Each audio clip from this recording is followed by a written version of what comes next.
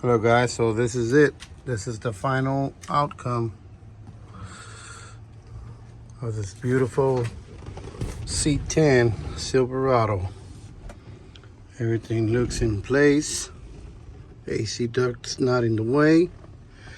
I ordered one earlier from eBay 2 weeks ago and not good. I wasn't too happy, so decided to make my own. And here it is. Lock it. Unlock it.